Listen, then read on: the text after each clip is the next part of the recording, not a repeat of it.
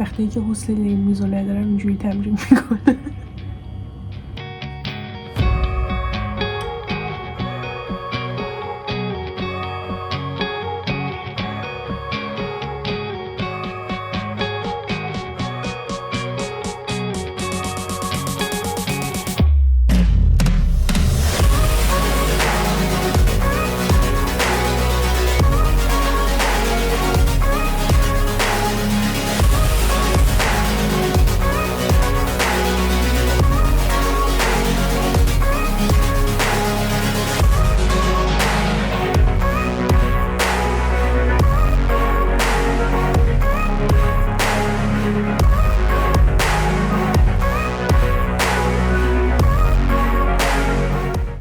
ادامه اون چیزا رو دوتا مفتولا که نشونتون دادم گفتم یکیشون میذارم فردا درست میکنم، نکردم. الان دارم میکنم. ساعت چنده؟ 7:46. خب دیگه تموم بشه بکنم. مالی ریزم.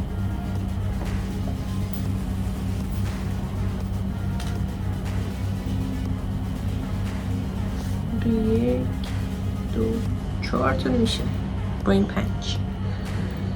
بریم ببینیم چی کار میکنیم.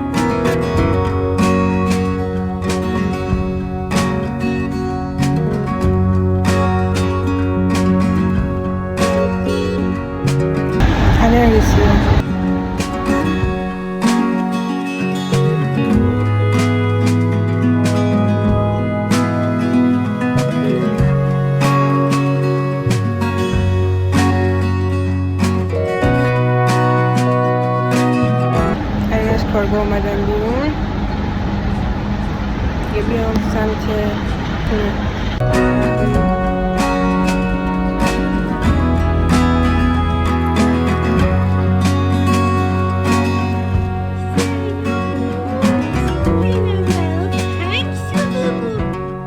فاینالی هوم. بالاخره اومدم خونه. دیشب و ویدیو اصلا نگرفتم بجز اونی که اون اول ویدیو گذاشتم. چند دقیقه بزنین عقب. صبح که داشتم میرفتم من دم پنجره بودم و یه خانومه کنارم نشسته بود. بعد حواسم بود که نور آفتاب داره میخوره به چشش. بعد هی من پنجره‌مو اینجوری میکشیدم فکر کردم نور آفتاب منه که داره میخوره بهش. دیدم همین تو صورتشه. بعد فهمیدم مال پنجره پشتیه.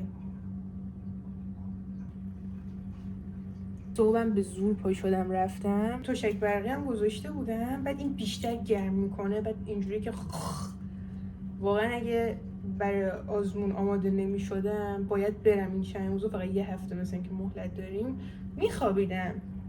هیچی مهمتر از خواب نیست تو زندگی. ولی باید برم چون خیلی عقبم. خیلی نه عقبم.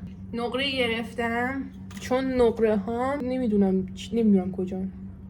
نمیدونم هیچ ایده ای ندارم. فکر میکنم تو بوتمه. یه سریاش اکسید شده رفته هوا. یه سریاشو گم نکردم. نه یه چیز غمگینم فهمیدم که یه سری ویدیوها رو گرفته بودم که بذارم ریختمشون رو سیستم. نگو پاک شدن دیگه. الان ناهار رو باید بذارم یخش.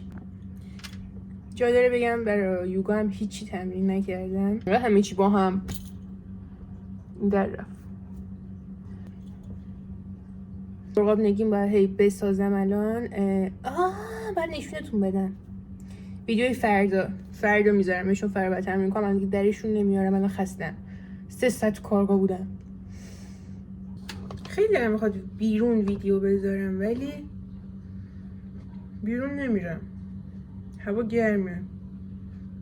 الان شاید بگیم پاییز خنک که بارون میاد، هوا خیلی خوبه. نه، اینجا از این خبر نیست متاسفانه. اینجا گرمه. ایشالله زمستون بیرون میبینمتون. بای. بیرون در چه صورتی حال میده که تو با آدمایی باشی که خیلی دوستشون داری، خوش میگذره، هوا خوبه، وگرنه در غیر اون صورت عذابه. خب با کسایی بری بیرون که فقط حرفایی که اصلا دلت نمیخواد بشنویشون. برای همه خونه خوبه. میخوام راجع به یه چیزی صحبت کنم که خیلی منم، خب، و میخوام ببینم کسی دیگه هم هست که اینجوریه یا من اینجوریم. خیلی فرق داریم با هم.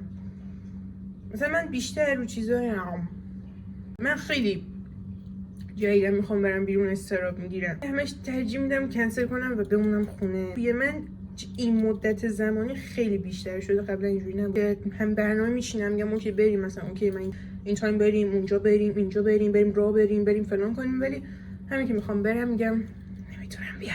حالم خیلی، گفتم یه بار اینجوریم، یعنی اصلا من این نیستم. بعد ترجیح میدم خب پس اگه من اینجوریم و اگه مثلا یک سری آدم و من باشون راحت ترم و حالم بهتره وقتی باشون میرم بیرون، دیگه نرم خودم رو شرایط سخت قرار بدم. مثلا هر کسی برای بیرون رفتن چه روتینی داره. خب مثلا بعضی ترجیح میدن راه برن، بعضی ترجیح میدن برن کافه، بعضی ترجیح میدن که بشینن تو پارک. هر کسی اون مسیر خودشو داره برای تفریح کردن. من در حال حاضر وقتی میبینم با یه سری احساساتی دارم دست و پنجه نرم میکنم که نمیتونم بیشتر از این خودم رو تو عذاب قرار بدم، ترجیح میدم حداقل مسیر رو انتخاب کنم که توش راحتم. میدونم من الان شرایط اوکی ندارم، ولی من نمیخوام مدام بگم آقا من خیلی شرایط سختی دارم. نمیشه گفت. خب تا یه جایی میتونی بگی، ولی یه جایی به بعد بگی دیگه آدم‌ها اینجورن که